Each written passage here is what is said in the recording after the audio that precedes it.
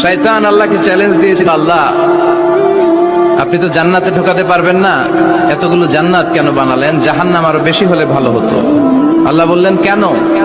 শয়তান বলে, আল্লাহ এই সবগুলারে আমি ওয়াসওয়াসা দিয়ে, মুনাফিক বানিয়ে, নাস্তিক বানিয়ে জাহান্নামে ঢুকাবো।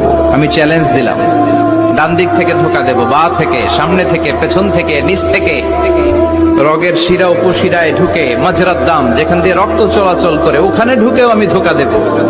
তো আপনি জান্নাতে ঢুকাবেন কেনমে? আল্লাহ বললেন তুমি আমারও চ্যালেঞ্জ দাও, এত বড় সাহস? ওকে ডান, আই টেক ইউর চ্যালেঞ্জ। আমিও তোমার চ্যালেঞ্জ নিলাম। তুমি আজীবন ধোকা দিবা, আজীবন তুমি গুমরা করবা, বেনামাজি বানাবা, জালিম বানাবা।